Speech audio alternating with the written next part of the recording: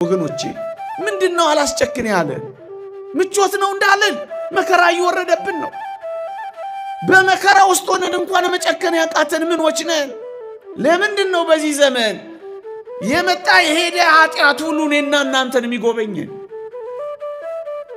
የመጣ የሄደ ሁሉ የሚጥለን? ቃል ኪዳናችንን ጣልን፣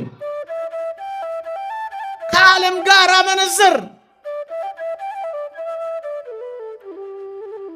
ለሙሽራችን ጀርባ ሰጠን። የመስቀል ማማተብ ሰይጣንን ይመረዋል እንዳለው እኮ ነው ወገኖቼ። ተወደዳችሁ ክርስቲያኖች፣ ጊዜው አሁን፣ ነገ ዋስትና የለውም። ይሄ መንፈሳዊነት ላይ ቀጥል ይችላል። ነገ የሚባል ቀን ራሱ ላይኖር ይችላል። ከዛሬ ይልቅ የነገ የዲያብሎስ ፈተና ይበዛል። ነገ ዋስትና የለውም። ለእውነተኛ ሙሽሮች ያለው ቀን አሁን። ችንካር ላይ የተሞሸረ ሙሽራ፣ ሚስማር ላይ ያመመው የቆመ ሙሽራ እሱን ላሳያችሁ ትላቸዋለች። አበባው ተራግፎ እሾኩ የተተከለበት ብቸኛ ሙሽራ፣ በእሾህ አክሊል ጉንጉን የተሞሸረ ሙሽራ ከኔና ከናንተ ጌታ ከመድኃኔዓለም በቀር ዓለም አይታ አታውቅም። ዛሬ ካልተጠቀምንበት የማንጠቀምበት ቀን ይመጣል። እመኑኝ፣ ትንቢት አይደለም። ዛሬ ካላገኘነው ነገ እናጣዋለን።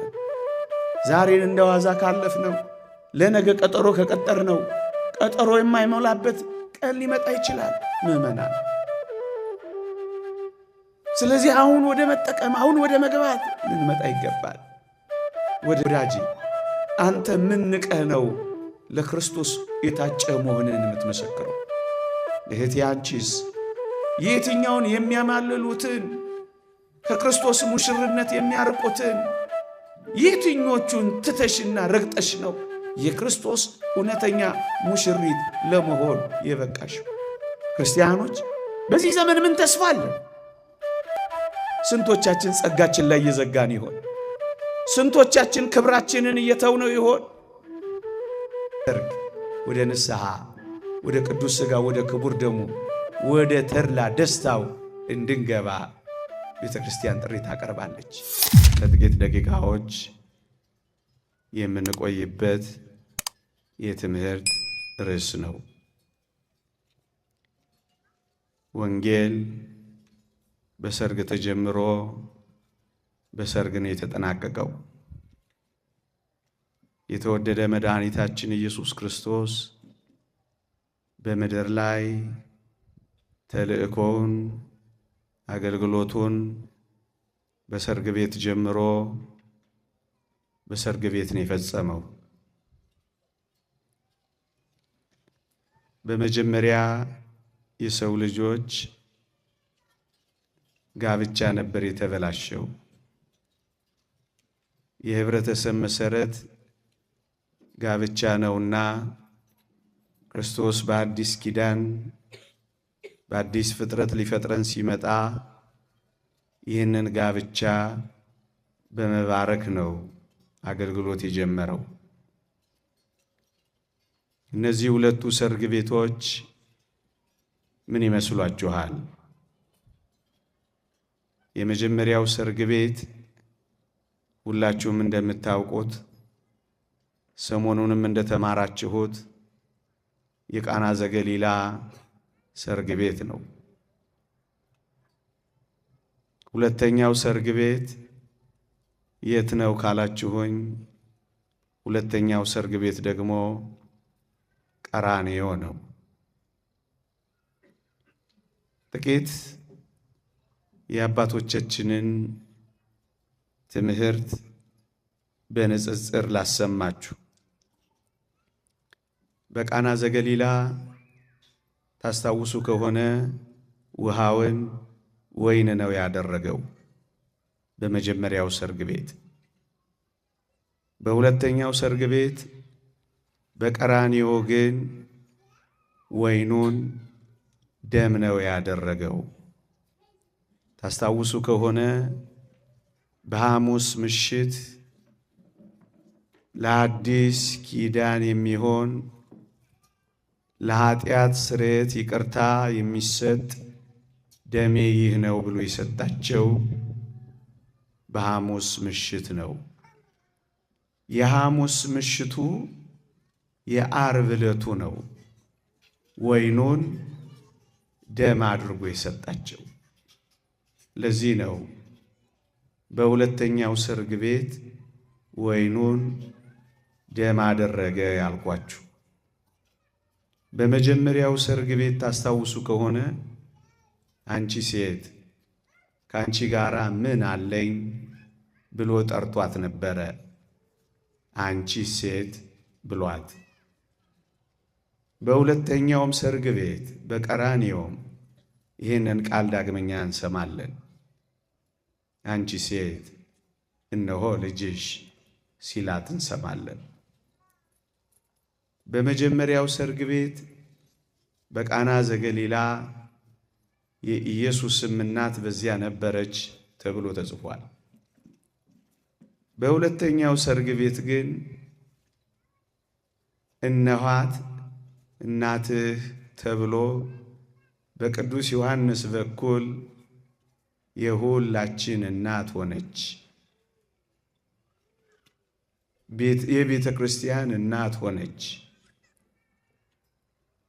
ታስታውሱ ከሆነ በመጀመሪያው ሰርግ ቤት የእመቤታችን የቅድስት ድንግል ማርያም ልመና፣ የእመቤታችን የቅድስት ድንግል ማርያም ምልጃ የተወደደ መድኃኒታችን ኢየሱስ ክርስቶስን ወደ አደባባይ ተልእኮ ወይም ወደ አደባባይ አገልግሎት አብቅቶታል። ወደ ማስተማር አውጥቶታል። በመጀመሪያው ሰርግ ቤት የወይን ጠጅ እኮ የላቸው ብላው እሷ ብቻ የምታውቀውን ታምራት እንዲያደርግ ልመናዋ፣ ጥያቄዋ ወደ አደባባይ ተልእኮ ወደ አደባባይ አገልግሎት አውጥቶታል። በሁለተኛው ሰርግ ቤት በቀራንዮ አንድ ሊቅ እንደሚለው የአባቱ ፈቃድ ደግሞ ይላል በሰሙነ ሕማማት ወይኑን ወደ ደም እንዲለወጥ ሆኗል ይላል። በቃና ዘገሊላ የእናቱ በቀራንዮ አደባባይ ደግሞ የአባቱ ፈቃድ ሆኗል ይላል። በመጀመሪያው ሰርግ ቤት በቃና ዘገሊላ ታስታውሱ ከሆነ መጀመሪያ የቀረበው መናኛ ወይን ነው። የማይጣፍጥ ወይን ነው። ደስ የማያሰኝ ወይን ነው። በኋላ ነው በጌታችን ተቀይሮ ጣዕም ያለው ጣፋጭ ወይን የቀረበው። በቀራንዮ ሰርግ ቤትም ልክ እንደዚህ ነው የሆነው። እሱ እንዴት ነው ካላችሁኝ፣ መጀመሪያ ደስ የማያሰኘውን ሕማሙን፣ መጀመሪያ ደስ የማያሰኘውን ሐዘኑን፣ መጀመሪያ ደስ የማያሰኘውን ስቃዩን እሱን አየን። ሞቱን አየን። ከዚያስ ጣፋጭ የሆነውን ትንሣኤውን ደግሞ አበሰረ። በመጀመሪያ ደስ የማያሰኘውን ሕማሙን፣ ከዚያ ደግሞ እጅግ ደስ የሚያሰኘውን ትንሣኤውን፣ መጀመሪያ መራራ የሆነ ስቃዩን፣ ከዚያ ደግሞ ጣፋጭ የሆነ ብስራቱን በቀራንዮ አደባባይ አሳየን። በቃና ዘገሊላ ታስታውሱ ከሆነ በቃና ዘገሊላ ውሃውን ወይን ያደርግ ዘንድ በእናቱ ተጠየቀ፣ በእናቱ ተለመነ። በሰሙነ ሕማማት ደግሞ ወይኑን ወደ ደም ይለውጥ ዘንድ የአባቱ ፈቃድ ሆነ ይላል። ለዚህ ነው በመጀመሪያው በቃና ዘገሊላ ሰርግ ቤት ተልእኮውን ጀመረ። በቀራንዮ ደግሞ ሰርግ ቤት ተልእኮውን አጠናቀቀ የሚሉት ሊቃውንት። የቃና ዘገሊላውስ እሺ፣ የቀራንዮ ሰርግ ቤት ደግሞ ያልከው ምንድን ነው? የተወደዳችሁ ክርስቲያኖች መጽሐፍ ቅዱስ ቀራንዮ ላይ ሰርግ እንደተደረገ ይናገራል። መኃልየ መኃልይ ዘሰሎሞን ምዕራፍ 3 ቁጥር 11 እንዲህ ይላል፣ እናንት የኢየሩሳሌም ቆነጃጅት ሆይ ኑ ውጡ፣ እናቱ በሰርጉ ቀንና በልቡ ደስታ ቀን የደፋችለትን አክሊል እዩ፣ ንጉሥ ሰሎሞንን እዩ ይላል። ልድገመው። መኃልየ መኃልይ ዘሰሎሞን ምዕራፍ 3 ቁጥር 11 እናንት የኢየሩሳሌም ቆነጃጅት ሆይ በሰርጉ ቀንና በልቡ ደስታ ቀን እናቱ የደፋችለትን አክሊል አድርጎ ንጉሥ ሰሎሞንን እዩ ተብሎ ተጽፏል። ይሄ ለጊዜው ለንጉሥ ሰሎሞን፣ ለፍጻሜው ግን ለንጉሥ ክርስቶስ የተነገረ ነው። እናቱ የደፋችለት ተብሎ የተነገረው ለንጉሥ ክርስቶስ እናቱ የተባሉ ቤተ አይሁድ ናቸው። ይህንንም ጥቂት በንጽጽር እንመልከተው። የተወደዳችሁ ክርስቲያኖች ንጉሥ ሰሎሞን የዳዊት ልጅ ነው። ንጉሥ ክርስቶስም የዳዊት ልጅ ነው። ንጉሥ ሰሎሞን በእግዚአብሔር የተወደደ ተብሎ ተጠርቷል። ንጉሡ ክርስቶስም የምወደው ልጄ ተብሎ ተጠርቷል። ንጉሥ ሰሎሞን በምድር ላይ እንደሱ ያለ ጥበበኛ የለም ተብሎ ተጠቅሷል። ስለ ንጉሥ ክርስቶስም በዚህ ረገድ የተጻፈው ምንኛ ይደንቃል። የጥበብ ሁሉ መዝገብ በእርሱ ነውና ተብሎ ተጽፎለታል። ጠቢቡ ድሃ ተብሎ ተተንብዮለታል። ጥበብ ቤቷን ሰራሽ ተብሎ ተነግሮለታል። ጥበበኛ ተብሎ ተገልጿል። ንጉሥ ሰሎሞንን ታስታውሱ ከሆነ በበቅሎ ተቀምጠው ንጉሥ ሆይ 1000 ዓመት ንገሥ ተብሎ ተዘምሮለታል። ለጌታችን ለመድኃኒታችን ለኢየሱስ ክርስቶስም ታስታውሱ ከሆነ በሆሳዕና ንጉሥሽ በአህያና በውርንጫይቱ ሆኖ የሚመጣ በእግዚአብሔር ስም የሚመጣ የተባረከ ነው ተብሎ ተዘምሮለታል። ለንጉሥ ሰሎሞን በእውነት ነገሥታት ስጦታ አምጥተውለታል። ለንጉሥ ክርስቶስም 70 ሰገል ስጦታ ሰጥተውታል። ንጉሥ ሰሎሞን በኢዩ ተቀብቶ ነግሷል። ንጉሥ ክርስቶስም የምሥራችን እሰብክ ዘንድ ቀብቶኛል ብሏል። ለዚህ ነው ለጊዜው ለንጉሥ ሰሎሞን ለፍጻሜው ግን ለንጉሥ ክርስቶስ ተጠቅሷል የሚሉት ሊቃውንት። የተወደዳችሁ ክርስቲያኖች በልቡ ደስታ ቀን በሰርጉ ቀን እናቱ የደፋችለትን አክሊል አድርጎ ንጉሥ ክርስቶስን ተመልከቱ የተባለች የሰርጉ ቀን ምንድነች ከተባለ፣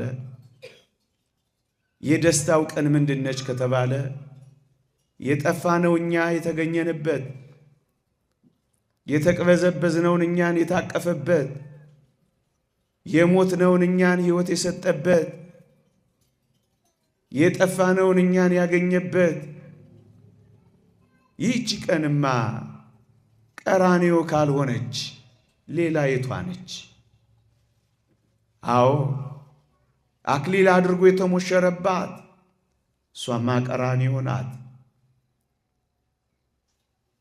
ደስታውን ይፈጽም ዘንድ ወደ መከራ መስቀል የገባባት እሷ የትኛዋ ቀን ናት? የልቡ ደስታ ቀን የተባለችው።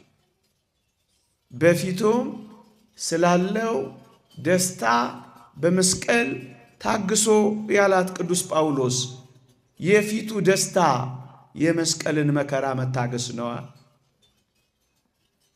እቺ አክሊል የተባለችው እቺ የደስታ ቀን የተባለችው እቺ የሰርግ ቀን የተባለችው ለክርስቶስ የሰርጉ ቀን ቀራንዮ ሆነች።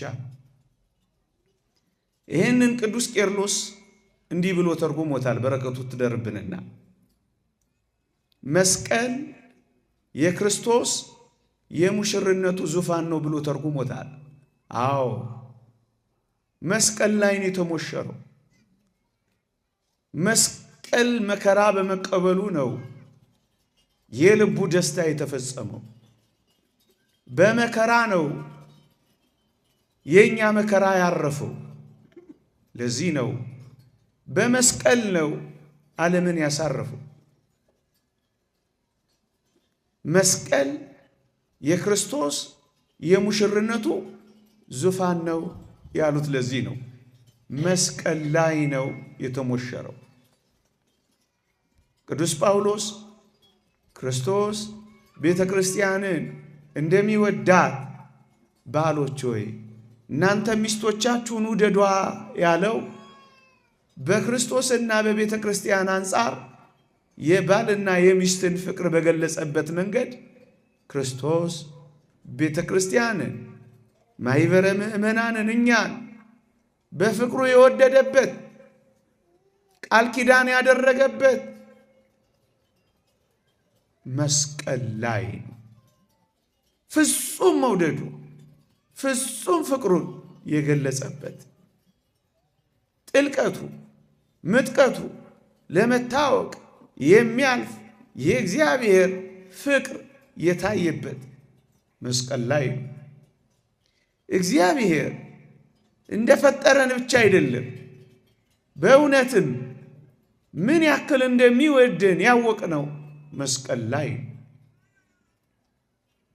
የባልና የሚስት ፍቅር በመከራዎች ጊዜ እንደሚገለጥ የእግዚአብሔር ለኛ ያለው ፍቅር የተገለጠው መስቀል ላይ ነው። ከዚህ የሚበልጥ ፍቅር ለማንም የለውም የተባለው በመስቀል ላይ ነው። አንድ መምህራችን እንደተናገረው እሰይ እንኳን አዳምና ሔዋን እንኳን እሰይ በደሉ፣ እነሱ ባይበድሉ ኖሮ እግዚአብሔር ምን ያህል እንደሚያፈቅረኝ አላውቅም ነበር እንዳለው እንኳን በደሉ እግዚአብሔርን አየሁት አለ። እንኳን በደሉ እግዚአብሔር ከኛ ጋር ሆነ አለ። እንኳን በደሉ የተመኘነውን አምላክነት አገኘ ነው አለ። እንኳን በደሉ እግዚአብሔር ምን ያህል እንደሚወደኝ አወቅኩ አለ። ከመስቀል በቀር የእግዚአብሔር ፍቅር መገለጫ የቱ ነበር? ለዚህ ነው ቅዱስ ቄርሎስ መስቀል የክርስቶስ የሙሽርነቱ ዙፋን ነበር ያለው። ስለ ቤተ ክርስቲያን የተሞሸረ ሙሽራ። ለዚህ ነው ቀራንዮ ሁለተኛው ሰርግ ቤት ነው የሚሉት ሊቃውንት። ቤተ ክርስቲያን ዘውትር በቅዳሴዋ የተወደዳችሁ ክርስቲያኖች አንድ ነገር ትጮኻለች። መኑ ዘርኤ መራዌ ዘይጠብ ሥጋሁ በጊዜ ከብካቡ። በሰርጉ ጊዜ ሥጋውን ቆርሶ የሚያበላ በሰርጉ ጊዜ ደሙን አፍሶ የሚያጠጣ እንዲህ ያለ ሙሽራ ያየ ማን ነው ብላ ትጮኻለች። ሶሎሞን እናንት የኢየሩሳሌም ቆነጃጅት ሆይ ኑ ውጡ ሙሽራችሁን እዩት እንደሚል ቤተ ክርስቲያን በሥጋው መቆረስ ያጠገባችሁን በደሙ መፍሰስ ያረካችሁን ኑ ምእመናን ይህን ሙሽራችሁን ተመልከቱ እያለች በቅዳሴ ትጮኻለች። እንዲህ አይነት ሙሽራ ያየ ሰው አለ ወይ? ምን አይነት ሙሽራ? በራሱ ሰውነት ድግስ የደገሰ ሙሽራ፣ ዓለም አይታ የማታውቀው ሙሽራ። የት ላይ? መስቀል ላይ የተሞሸረ ሙሽራ። አፋልጉኝ ትላችኋለች፣ ኑ እዩት ትላችኋለች፣ ኑ ሙሽራችሁን ተመልከቱ ትላችኋለች። ቀራንዮ ላይ ስለ ሁላችን የተሞሸረ ሙሽራ። ምእመናን ጥቂት ደቂቃ እስኪ እዚህ ጋር ላቆያችሁ። እውነት ነው እኛ በቀይ ምንጣፍ ላይ የተረማመዱ ሙሽሮችን ድረናል፣ ኩለናል። ጥሩ ነው፣ ደስ ይላል። አሁን ግን ኑና እዩ የምንባለው በቀይ ምንጣፍ ላይ የተረማመደ ሙሽራ አይደለም። እናስ ካላችሁኝ በቀይ ደሙ በጨቀየ ሚስማር ላይ የተሞሸረ ሙሽራ ኑ ላሳያችሁ ትላችኋለች። እንዲህ አይነቱ ሙሽራ አይታችሁ ታውቃላችሁ?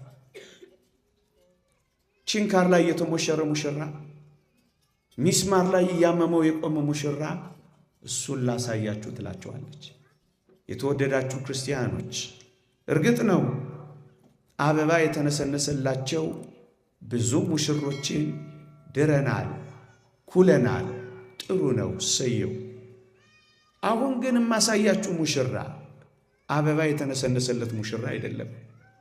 እናስ ካላችሁኝ አበባው ተራግፎ እሾኩ የተተከለበት ብቸኛ ሙሽራ፣ በእሾህ አክሊል ጉንጉን የተሞሸረ ሙሽራ ከኔና ከእናንተ ጌታ ከመድኃኔዓለም በቀር ዓለም አይታ አታውቅም። መኑ ዘር የመራዊ ዘይጠብ ሥጋው በጊዜ ከብካቡ። በሰርጉ ጊዜ እንዲህ አይነት ሙሽራ ዓለም አይታ ታውቃለች? ኑ እዩ፣ ኑ እዩ፣ እናንት ቆነጃጅት ኑ እዩ፣ ኑ ውጡና ተመልከቱ። አበባ ተነስንሶለት ሳይሆን የሾህ አክሊል ተተክሎበት ኑ እዩት። ቀይ ምንጣፍ ላይ የተረማመደ አይደለም። በደም የጨቀየ ሚስማር ላይ ቆሞ ይህን ሙሽራ ተመልከቱት። ስለ እናንተ የተሞሸረውን ሙሽራ እዩት፣ እዩት። የተወደዳችሁ ክርስቲያኖች፣ በዚህ ምድር ላይ እናውቃለን ብዙ ሙሽሮችን ስንድር ስንኩል ኖረናል።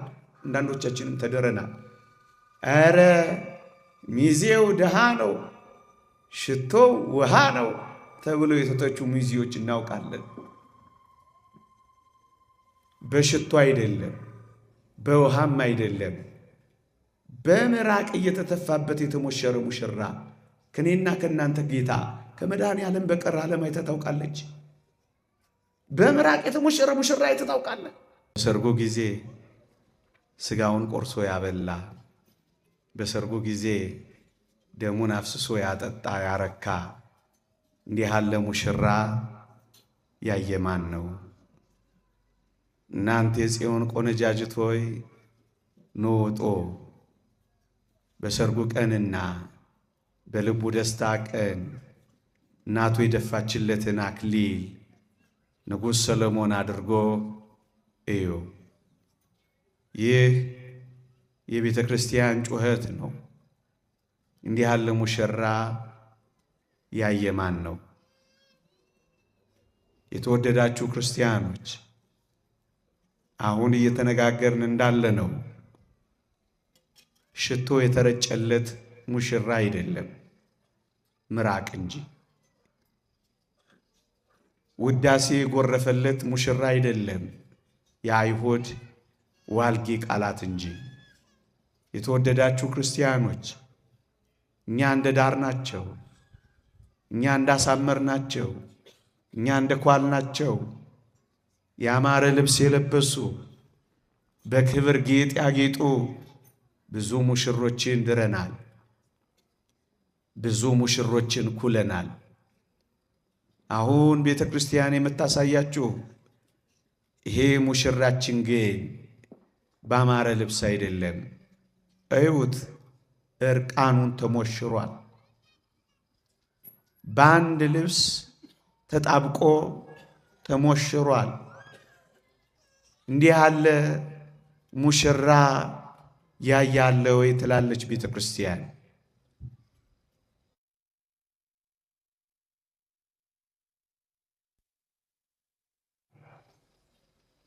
ልብስህ ስለምን ቀላ ብዬ ጠየቅኩት ይላል። እሱም መለሰልኝ ይላል፣ የወይን መጥመቂያውን ብቻዬን ረግጬ ነው አለኝ ይላል። የወይን መጥመቂያውን ሲጠምቅ ወይኑ በልብሱ ላይ ተረጭቷል ይለናል። ይሄ ምንም ያመለክት ይመስላችኋል? ካናቱም ካፉም ካፍንጫው የሚፈሰው ደም ጌታችን መድኃኒታችን ኢየሱስ ክርስቶስ ልብስ ላይ ተረጭቷል። ለዚህ ነው እርቃኑን የተሞሸረ ሙሽራ ብቻ አይደለም ደም የተረጨ ልብስ ያለው ቅዱስ ዮሐንስ በራእዩ ይህንን ሙሽራ። እንዲህ አይነት ሙሽራ አይታችሁ ታውቃላችሁ? ደም በተረጨ ልብስ የተሞሸረ ሙሽራ፣ እርቃኑን የተሞሸረ ሙሽራ እሱን ነው በሰርጉ ቀንና በልቡ ደስታ ቀን ይህንን ሙሽራ ኑናዩ የምትለው። ይሄ ብቻ አይደለም ክርስቲያኖች፣ እኛ ከስር ገጻቸውን የምንጠርግላቸው፣ ላባቸውን የምናብስላቸው፣ ሜካፓቸውን የምንጠብቅላቸው ብዙ ሙሽሮች ድረናል፣ ኩለናል። እሰይ ጥሩ ነው። እኔ ግን አንድ ሌላ ሙሽራ ስለኔና ስለናንተ የተሞሸረ ሙሽራ ቀራንዮ ሰርግ ቤት ላይ ይዣችሁ ልግባ። በዚህ ሰርግ ቤት ውስጥ በቀራንዮ ሰርግ ቤት ውስጥ ካህናቱ የሚወርደውን ደም፣ ዓይኑን የሚጋርደውን ደም፣ ምድርን እንዳያያት ዓይኑን የሚከልለውን ደም የሚጠርግበት ሻሽ እንኳን ያጣ ሙሽራ እስኪ ላሳያችሁ። የተወደዳችሁ ክርስቲያኖች ደሃ ብንሆን እስከዚህ ድረስ መቼም ማበሻ እስክናጣ ድረስ መቼም ደሃ አንሆንም። ስለኔና ስለናንተ ባለጠግነት ፍጹም ደሃ የሆነውን ጌታችንን እስኪ ተመልከቱት። ማበሻ ጨርቅ እንኳን ያጣ ሙሽራ ከጌታችን በቀር ማን አለ? በሞቴ እስኪ ምድርን እንዴት ጀምሮ እንዴት እንደጨረሳት ተመልከቱትማ እናንተ። በተውሶ በረት ተወለደ፣ በተውሶ ታንኳ ቆሞ አስተማረ፣ በተውሶ ቤት የቅዱስ ቁርባንን ምስጢረ ቁርባንን ፈጸመ። በተውሶ ሻሽ ፊቱን ጠረገ። አንዲት ሴት ዓይኑን ደም እየጋረደው ሲወርቅ ሲነሳ ስታየው ቀስ ብላ ነጭ ሻሿን ፈታችና ሸጎጥ አደረገችለት። በተውሶ ሻሽ ፊቱን ጠረገ ማለት ይሄ ነው። በአውሮፓ በአንድ ሙዚየም እውነተኛ የክርስቶስ መልክ የታተመው ይህቺ ምስኪን ሴት በሰጠችው የተውሶ ሻሽ ነው። እሱም መለሰላት፣ ይዞ አልሄደም። ደግሞ ይደንቃችኋል፣ በተውሶ መቃብር እኮ ነው የተቀበረው። እዚህ ምድር ላይ ምን ነበረው? ስንቅ የሚይዝበት አኩፋዶ እንኳን አልነበረው። ተርቦ ወደ በለሲቱ ሄደ ይላል። የሚራብ ነው የነበረው። ውሃ የሚቀዳበት መቅጃ እንኳን አልነበረው። መቅጃ የለም፣ ኬት አምጥቼ ልስጥህ እኮ ነው ያለችው። ልብስም ሲያድግ አብሮት የምታድግ እንጂ መቀየራ እንኳን የለው። ንቀትን የጠገበ መረሳትን የሚያውቅ መናቅን የለመደ ኩራትን የረገጠ አጃቢ እንኳን የሌለው ብዙ ሚዜዎች እኮ ነው ያሉት። የዚህ ዓለም ሰርገኛ ሚዜዎቹ የተበተኑበት የአይሁድ አጋፋሪዎች እንደ ሚዜ የቀለዱበት ብቻውን የተተወ ሙሽራ አይታችሁ ታውቃላችሁ? በተውሶ ጀምሮ በተውሶ የጨረሰ ሙሽራ አይታችሁ ታውቃላችሁ? በሰርጉ ቀንና በልቡ ደስታ ቀን በተባለች በቀራንዮ ዓለም እንዲህ አይነት ሙሽራ አይታታውቅም፣ በፍጹም አይታታውቅም። ለዚህ እኮ ነው ቤተ ክርስቲያን የወደደችው። ሚዜዎች የሚሸከሙት ከስር የሚዘምሩለት ከፍ ከፍ የሚያደርጉት በትከሻቸው የሚሸከሙት አይደለም። ዓለምን ሁሉ የተሸከመ ሙሽራ ከኔና ከናንተ ጌታ ከመድኃኔ ዓለም በቀር አይታችሁ ታውቃላችሁ? ሊሸከሙት አይደለም ሊረግጡት እንኳን የተጸየፉት። በእግር መርገጥ ንቀው በፈረስ ኮቴ ሲረግጡት ያማረ የመሰላቸው የተናቀ የተተወ የተረገጠ እንዲህ አይነት ሙሽራ አይታችሁ ታውቃላችሁ? ነጭ ዙፋን ላይ የተቀመጠ አይደለም፣ እርጥብ ዙፋን ላይ ተቀምጦ ቤተ ክርስቲያንን የወደደ ለቤተ ክርስቲያን የተሞሸረ ቤተ ክርስቲያንን ያፈቀረ ለቤተ ክርስቲያን የቃል ኪዳን ቀለበት ያጠለቀ እንደ ጌታችን ያለ ሙሽራ ዓለም አይታ ታውቃለች? እሱን ነው ንጉሥ ሰሎሞን በሰርጉ ቀንና በልቡ ደስታ ቀን እናቱ የደፋችለትን አክሊል ደፍቶ ንጉሥ ሰሎሞንን እዩ የሚለን። የተወደዳችሁ ክርስቲያኖች ምን እያልኳችሁ መሰላችሁ? ሙሽራችን ክርስቶስ እኔና እናንተን አጭቶናል እያልኳችሁ ነው። ታጭተናል እያልኳችሁ ነው።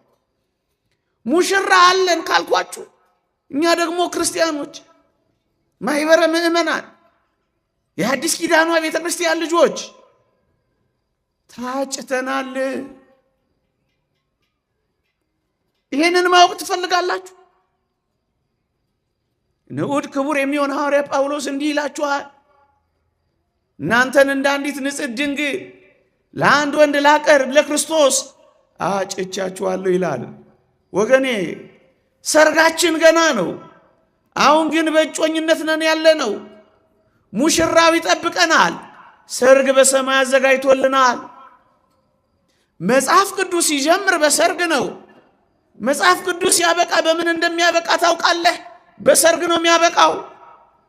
ለበጉ ሰርግ ራት የተጠሩ ብፁዓን ናቸው ብሎ ነው የሚዘጋው። ታጭተናል። አሁን በእጮኝነት ነው ያለነው። አንዲት የታጨች ሴት ንጽሕት ድንግል ሆና ሙሽራዋን እንደምትጠብቀው እንዳለ እኮ ነው። ንጽሕት ድንግል ሆነሽ አንቺ ጠብቂው የተባለችው ቤተ ክርስቲያን በመስቀል ላይ የታጨች ሙሽሪት ሙሽራዋን እንደ ንጽሕት ድንግል ሆና ንጹሕ ሆና ሳትረክስ ብቸኛ ሆና ሙሽራዋን እየጠበቀች በር በሩን ታያለች። ሙሽራዋን ትጠብቀዋለች። ወዳጄ እዚህ ምድር ላይ እንዳሉት መጣን ብለው እንደሚቀሩት ሙሽሮች እንዳይመስልሽ። ይመጣል ሙሽራሽ። ሰርግ አለሽ። እሱን ነውጡና ተመልከቱ የሚለው አንድ ሊቅ እንዲህ ይላል፣ ክርስቶስ መስቀል ላይ እንደተሞሸረ መስቀል ላይ ሰርግ እንዳደረገ ማወቅ ትፈልጋለህን ብሎ ይጠይቅና ራሱ መልስ ይሰጣል። ምን ይላል መሰላችሁ? መስቀል ላይ እንዲህ ሲል ስማው ይላል። እንዴት? አምላኬ አምላኬ ስለምን ተውኸኝ ሲል ስማው ይላል። ለልማዱ ለወትሮ እህቴ ሙሽራዬ ሆይ የአባትሽን ቤት እርሺ የእናትሽንም የወገንሽንም ቤት ተይ እንደሚል የታጨች ሙሽሪት ያጨ ባል ሙሽራ የአባቱንና የእናቱን ቤት እንደሚተው እንደሚረሳ ይኸው ክርስቶስን መስቀል ላይ ይላላ። ምን ብሎ? ስለምን ተውከኝ ብሎ። ምን ስለሆነ ነው? ሙሽራ ስለሆነ ነው። የተተወ የመሰለው ሙሽራ ስለሆነ ነው ብሎ አንድ ሊቅ ግሩም ማብራሪያ ይሰጣል። አዎ መስቀል ላይ ሙሽራ ስለሆነ ነው። የተወደዳችሁ ክርስቲያኖች እንደ ንጽሕት ድንግል ዓለምን የምትተው ነፍስ ከዓለም ኃጢአት ጋር የምትቆራረጥ የታጨች ሙሽሪት ዓለምን ትተዋለች። ዓለምን ሳትተው የክርስቶስ ሙሽራ መሆን አትችልማ። በሰርጉ ቀን ደስታዋን ማድረግ አትችልማ። እኔ ሁሌ የሚመስጡኝ የዛሬ 10 ዓመት በዛ በሊቢያ ሁሌ ባወራቸው አልጠግብም። ሙሽሮች እኮ ነበሩ፣ ታስታውሳላችሁ? ሙሽሮች እንዴት ሙሽሮች ሆኑ ካላችሁኝ ጥቅማቸውን ሁሉ ተዉ። ክርስቶስን ካዱ ሲባሉ ጣሊያንና ሌላ ነገር ይቅርብን አሏ። ታዲያ ሙሽሮች አልሆኑ። ሚስት ያላቸው ብዙዎች፣ ቤተሰብ ያላቸው ብዙዎች፣ ኑሮና ሕይወት ያላቸው ብዙዎች ነበሩ። ግን ምን አደረጉ? ክርስቶስን ካዱ ሲባሉ ወደ ሰርጋቸው ገቧ። ሙሽርነታቸውን ጀመሯ። ዓለምን ተዋ። ዓለምን የምትተው ነፍስ ሁሉ የክርስቶስ ሙሽራ ወደ መሆን ትመጣለች። አስደንቁም። እነዚህ አይስ የሚባለው አይሲስ ምን አይነት ሰዎችን እንደገደለ ሲናገር ታስታውሱ ከሆነ በጅምላ አይደለም አምጥቼ ያረድኩት አለ። እናስ who resist to change their religion ሃይማኖቴን አልቀየርም ያሉኝ ነው ያረድኩት አለ። ክርስቶስን ካዱ ሲላቸው ጣሊያንን ካዷ። መንግሥተ ሰማያትን ተዉ ሲላቸው አውሮፓን ናቋ። ታዲያ እነዚህ ሙሽሮች አይደሉ? ወዳጄ አንተ ምን ንቀህ ነው ለክርስቶስ የታጨ መሆንህን የምትመሰክረው? እህቴ አንቺስ የትኛውን የሚያማልሉትን ከክርስቶስ ሙሽርነት የሚያርቁትን የትኞቹን ትተሽና ረግጠሽ ነው የክርስቶስ እውነተኛ ሙሽሪት ለመሆን የበቃሽው? አንዲት ሙሽሪት የታጨች ሴት ሙሽራዋን ከመጠበቅ ውጪ ምን ተስፋ አላት? በር ታለች። አንድ ተስፋዋ ሙሽራዋ መጥቶ እስኪዋሃዳት ነው የምትጠብቀው፣ በር የምታየው። ክርስቲያኖች በዚህ ዘመን ምን ተስፋ አለን? አምላካችንን ለመጠባበቅ ቀና ብለን የምናየው ሙሽራችን እኮ አንድ ነው።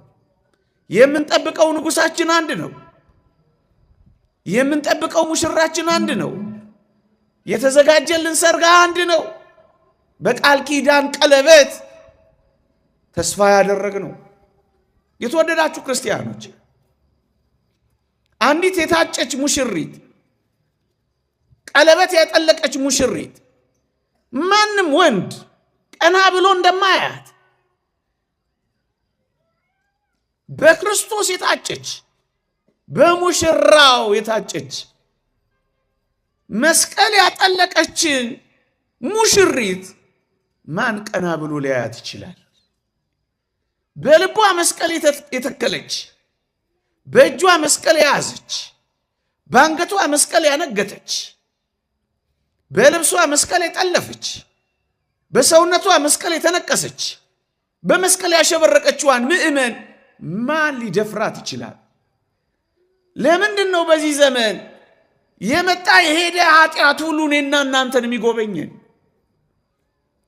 የመጣ የሄደ ሁሉ የሚጥለን? በመስቀል የምንመረኮዝ በመስቀል የምንመክት መሆን አቃተን። በታጨንበት የመስቀል ሕይወት ማለፍ ቃል ኪዳናችንን ጣልን። ከዓለም ጋር አመነዘር። ለሙሽራችን ጀርባ ሰጠን። አብሬ መጥቼ ልዋሃድ ሲል ብዙ ምክንያት እየደረደርን አረፈድ። ከሙሽራችን አሁን ሙሽራችን አይደለም የቀረው፣ እኛ የታጨነውንን ኋላ ማለት የጀመርነው። አትፈልጉም እንደህን ሰርግ? የምድር ሰርጎች ከደስታቸው በኋላ ምናልባት ሐዘን ሊኖርባቸው ይችላል። ከምድር ሰገነታቸው ወርደው ምናልባት ሊወድቁ ይችላሉ። ከምድር እልልታቸው በኋላ ምናልባት ዋይታ ሊገጥማቸው ይችላል። አሁን የምነግራችሁ ሰርግ ግን እንዲህ አይደለም። ገብተን የማንወጣበት፣ ሞልቶን የማንጎልበት፣ እልል ብለን ዋይ የማንልበት ልዩ ሰርግ እግዚአብሔር በሰማይ አዘጋጅቷል። ይሄንን አጽንተን መጠበቅ ከኛ ይጠበቃል። ምዕመናን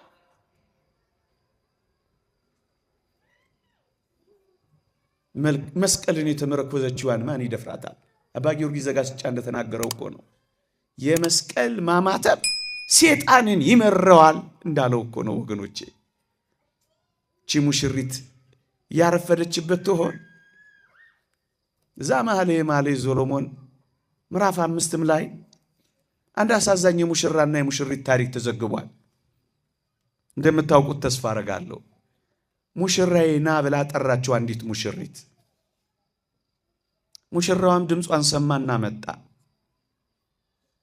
መኃልየ ሰሎሞን ምዕራፍ 5 ከዛ ምን ሆነ መሰላችሁ?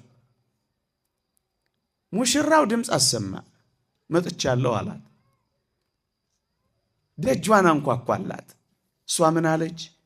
የውዴ ቃል ነው፣ ልቤ ነቅቷል፣ እኔ ተኝቻለሁ፣ እርሱም ደጅ ይመታል አለች። ልቧ ነቃ፣ እሷ ግን ተኛች። ሙሽራዋን ድምፅ እየሰማች ማለት ነው። የተወደዳችሁ ክርስቲያኖች እውነትን እንነጋገር ከተባለ የሙሽራዋን ድምፅ እየሰማች የምትተኛ ነፍስ ምን አይነት ነፍስ ነች? ወገኖቼ ኑ እዩት እየተባለ ብዙዎቻችን ማየት አልፈለግንም። ዛሬ ሰርግ ቤታችን የት እንደሆነ ታውቃላችሁ? የሁል ጊዜ እኮ ቅዳሴያችን ነው። የተወደደ መድኃኒታችን ኢየሱስ ክርስቶስ የሚቆረስበት፣ ስጋው የሚቆረስበት፣ ደሙ የሚፈስበት፣ ወደ ጌታ ተድላ ደስታ ግባ ተብሎ የተነገረባት በቅዳሴያችን ላይ ያለው የስጋው ደሙ እኮ ነው ወገኖቼ። ይሄ እኮ ሰርጋችን ነው።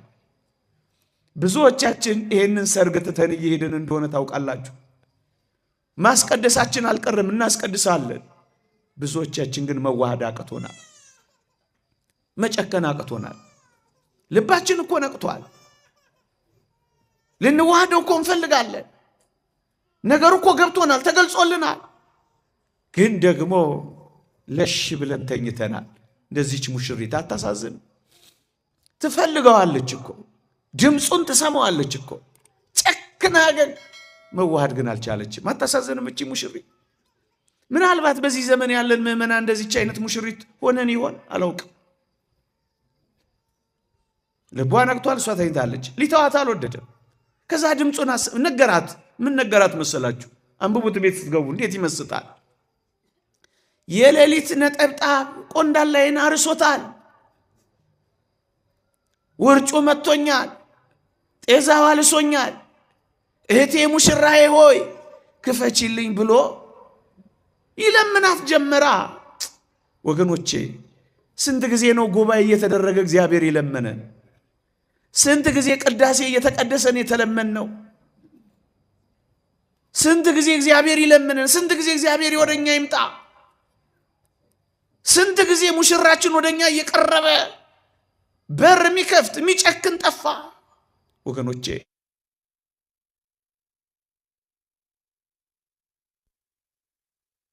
እንወደዋለን እኮ ይሄው በማይመች ቦታ ተቀምጠናል። እንወደዋለን እኮ ይሄው ውርጭ ይመታናል፣ ንፋስ ይለበልበናል። እንወደዋለን እኮ ቃሉን እንሰማለን። ግንስ ይሄን ሁሉ ሲለምነን መጨከን ግን አቃተን። እሺ መቼ ነው ወደዚህ የተላ ደስታ ሰርግ የምንገባው? የላይኛው ሰርግ ቤት የሚጀምረው በዚህኛው ሰርግ ቤት ነው። ምዕመናን ለመናት። በራሴ ላይ ጠል በቆንዳላይም ላይ የሌሊት ነጠብጣብ መልቶበታል አላት።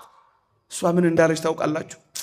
ልብሴን አውልቅ ያለው ልብሴን አውልቅ ያለው እንዴት ለብሰዋለሁ? ምክንያት አልጋ ላይ ወጥቼ ያለው እንዴት ወርዳለሁ? ምክንያት ታጥብ ያለው እንዴት አድፋለሁ? ምክንያት ወገኖቼ እሱ ብርድ ላይ ቆሞ ሳለ እሷ ምንቾት ላይ ሆና ልቧ አልጨክን አለ።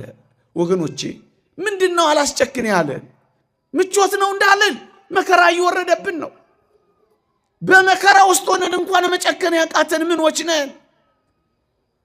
ዓለም አታለለን እንዳይባል ብዙም የሚያታልለን አይነት ሰዎች አይደለንም። የሚያታልለንም ምን ያን ያክል የሚያንሆልለን አይደለም። ዝም ምክንያት እሷ ምቾት ላይ እሱ ስቃይ ላይ፣ እሷ አልጋ ላይ እሱ መስቀል ላይ። ምን አይነት ሙሽሪት ነች እቺ ሙሽሪት? ምክንያተኝነት አዘገያት። ምክንያተኝነት ለራሷ ይቅርታ እንድታደርግ አደረጋት። እሷ በኮንፈርት ውስጥ ናት፣ እሱ በጤዛ ውስጥ ነው። ለመናት፣ ምክንያት አቀረበች። ልብሴን አውልቅ ያለው እንዴት ለብሳለሁ ትላለች። የጸጋ ልብሷ ደጅ ቆሞ ዘጋችበት። ወገኖቼ ስንቶቻችን ጸጋችን ላይ እየዘጋን ይሆን? ስንቶቻችን ክብራችንን እየተውነው ይሆን? አሁን በልባችን ላይ የሚሰማ የሆነ ድምፅ የለም። ኑ ታረቁኝ እያለ እየለመነ፣ ኑ በጸጋ ላልብሳችሁ፣ ኑ ከእናንተ ጋር ልዋሃድ፣ ብቻችሁን አትሆኑ፣ እኔ ከእናንተ ጋር እናንተም ከእኔ ጋር ሆነን እንዋሃድ በሥጋው ደሙ እያለ እየጠራ ስንቶቻችን ዘጋ ነው። ምክንያት ደረደረች። መጨረሻ ላይስ በጣም አሳዛኝ ቃል ትናገራለች። ውዴ እጁን በቀዳዳው ሰደደ፣ አንጀቴም ስለ እርሱ ታወከ። ለውዴ ከፍትለት ዘንድ ተነሳው፣ ውዴ ግን ፈቀቅ ብሎ ነበር በማለት ዘጋችው።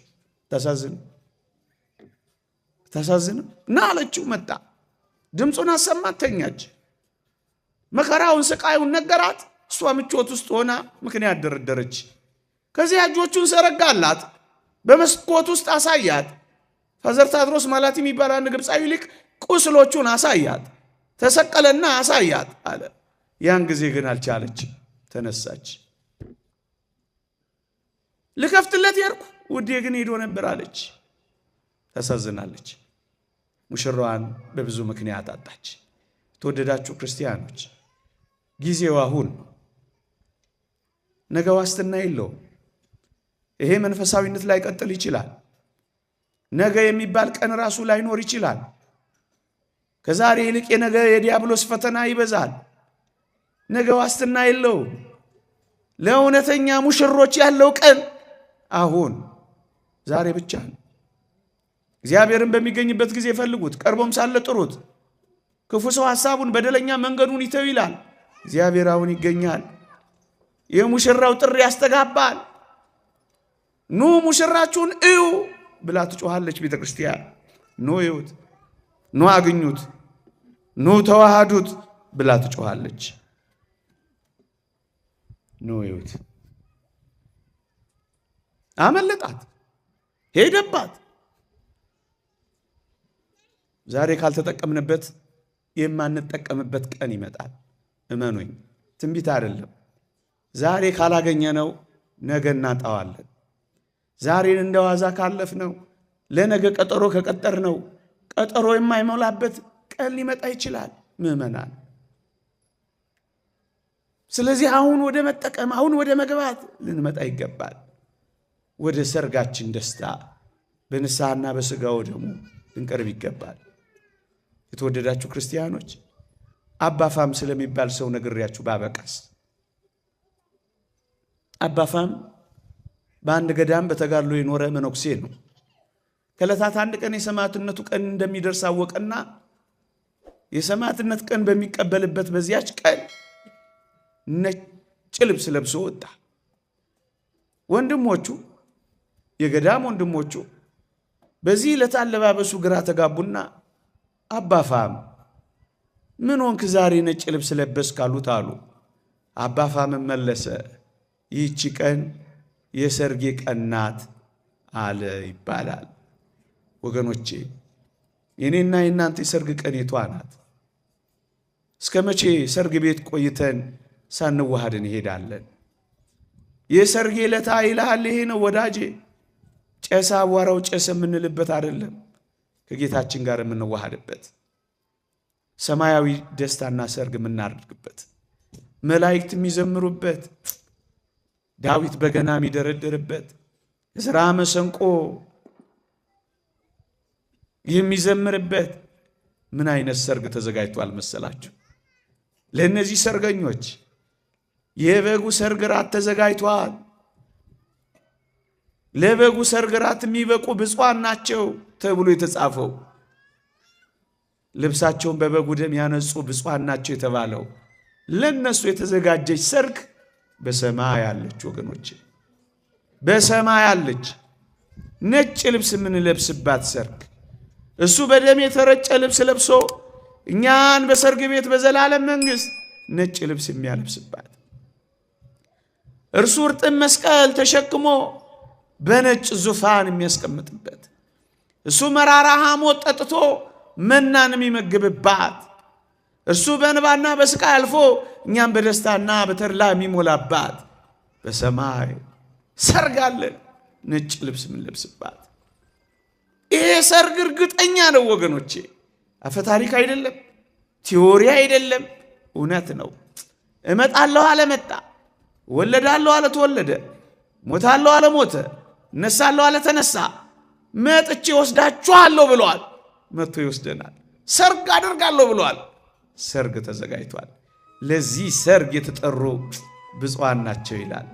ከዚህ ብፅዕና እንድንሳተፍ ወደ ዛሬው ሰርግ መኑ ዘረ የመራዊ እያለች ወደ ምትጣራው ወደ ቤተ ክርስቲያን ሰርግ፣ ወደ ንስሐ፣ ወደ ቅዱስ ሥጋ፣ ወደ ክቡር ደሙ፣ ወደ ተድላ ደስታው እንድንገባ ቤተ ክርስቲያን ጥሪ ታቀርባለች።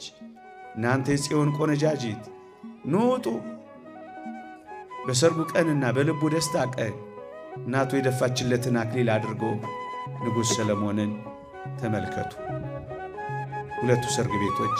ለዚህ ነው ጌታችን በቃና ዘገሊላ የወይን ጠጅ እኮ የላቸውም ስትለው ጊዜ ገና አልደረስም ያላት ሰርግ ቤት ቀራንዮ ስለሆነች ነው። ለዚህ ያለ ሰርጉ ያብቃንማ።